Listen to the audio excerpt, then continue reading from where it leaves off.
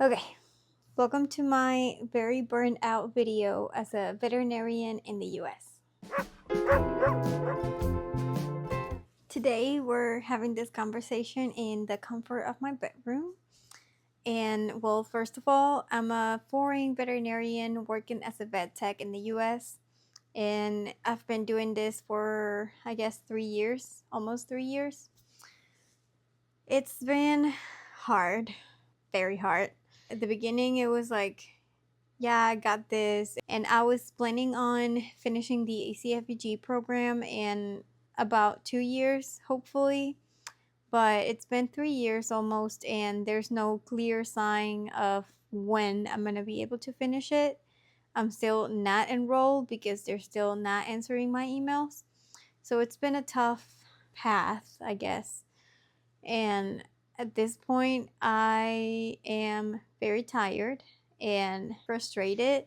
And I just wanted to make this video to vent out with you and to be realistic and tell you if you're maybe considering coming to the US as a foreign veterinarian and wanting to start this whole process. I want to tell you my story and why I might not finish the program. That's kind of something I'm still thinking about. But at this point, having waited 3 years for this and knowing that they don't have any interest in answering my emails, I just feel like I had enough. But yeah, basically a little bit of background here. I started the ECFVG process, I guess, not the program because I'm not enrolled yet, as soon as I got here. So it's been almost 3 years. And I started gathering all the documentations and everything because my school is not accredited by the AVMA.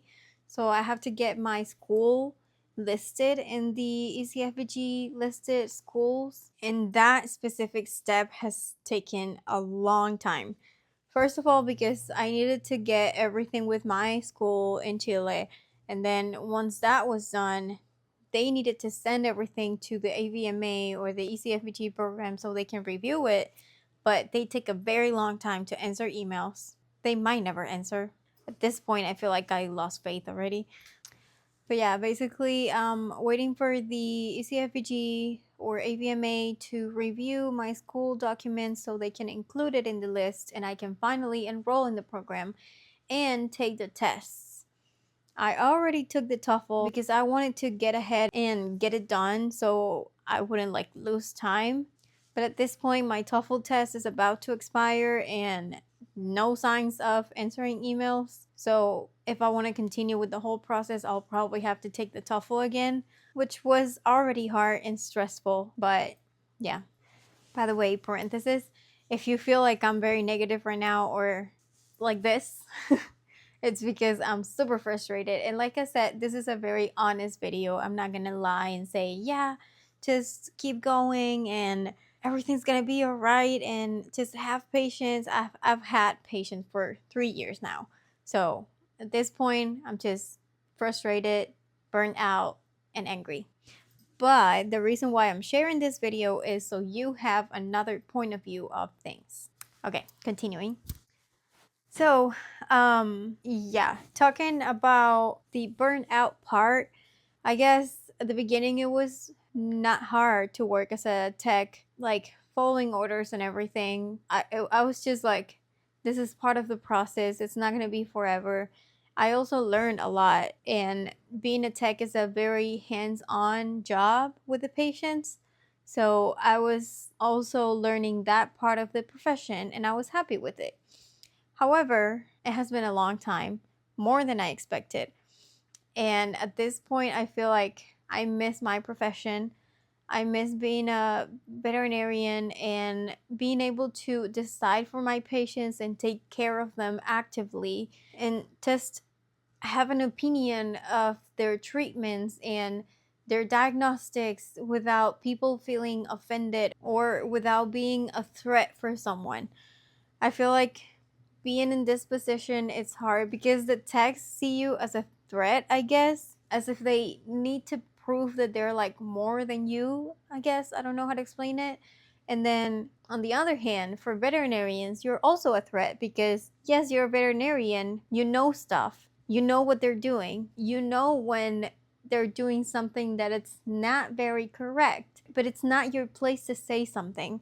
So some veterinarians, not all of them, because I've had very good veterinarians in my life that supported me throughout all this process, but I've also had a few that at first they showed their smiley face saying, "Oh yeah, no, you're a doctor, you're a veterinarian, we should work together.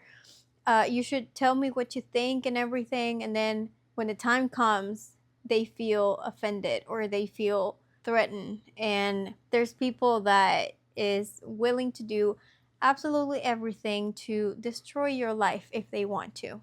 So playing this game of just being in the middle, not being a vet tech, but also not being a veterinarian, it's so exhausting.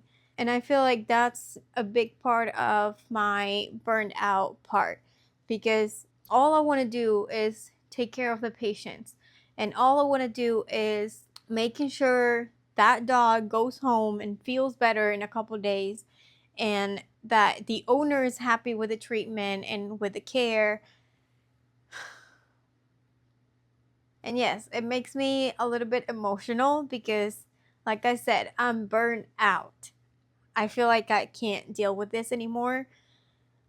I feel like it's a big part of what's making me take a break of the whole process, even though I'm not actively doing anything because I just need to wait for a stupid email answer.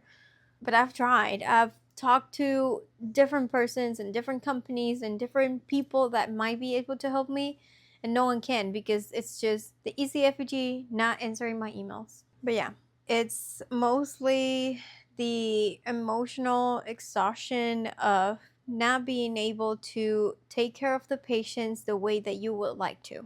I feel like I'm tired of just following orders and being in like an automatic mode where I just have to listen to what I'm told without even judging myself or thinking myself. Because the other day I was having a conversation with my coworker about this, and she was like, do you study at home, like the cases that you see throughout the day? Do you research at home and keep studying and all of that? And I'm like, yeah, I do that like with every patient because I care. But then I research, I find like different ways to treat that patient or to help that patient. And then what else? What's the next step? Like I can't do anything with that except from just keeping it in my head. I feel like yeah, I care and that's why I research and try to do the best for my patients, but I can't even actively make decisions or make anything for them. I just have to follow orders and listen to what other people say. Either is my lead tech or the doctor or the manager or whatever. I became a veterinarian because it was my dream to be so ever since I was a kid. I can't even remember wanting to be something else. And at this point, I feel like it's just nonsense. Like, what I'm doing is just nonsense. Like, what's the value in what I'm doing every day? Like, waking up and going to work, working as a vet tech, and then coming home. Like, what's the value for the patient, for the owner, for the care? I feel like the only place where I feel like what I do matters is my online platforms because I can actually speak up and say my opinion and recommend things. I can't, of course, diagnose or anything, and people shouldn't be doing that online, but I feel like it gives me a voice, a channel to speak up and decide for my patients as well. So, yeah, that's where I'm at. Like I said, I wanted to record this video to get my point of view and my feelings out there because I know I'm not the only one frustrated about the whole program and the ECFVG and the opportunities for foreign veterinarians in the US, especially now that they just announced an increase in the price of the CPE test, which is the last test. It was already super expensive. Now it's even worse. So yeah, thank you for listening. And thank you for being here. I appreciate it. Thank you for watching my videos and allowing me to at least have something for myself and somewhere I can speak up and get my veterinarian out there, you know? So yeah, I appreciate it. I hope that if you're struggling right now or something, I hope that this video helped you, and I'm sorry if it didn't, but I just wanted to be honest and real about things. I have a couple other videos about the ECFVG program and what you have to do to validate your degree here as a veterinarian. So if you have some questions about that, you can go to those videos. I swear it's not as negative as this one, but it's mostly just educating people about what to do and how to follow the entire process. And then quick advertisement here.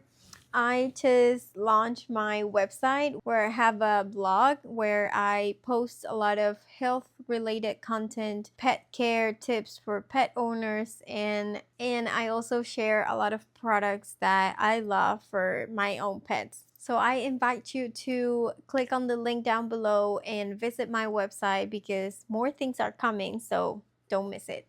Thank you for watching, and don't forget to subscribe to my channel, like this video, share it, or whatever you want to do, but help me grow a little bit more and support the channel.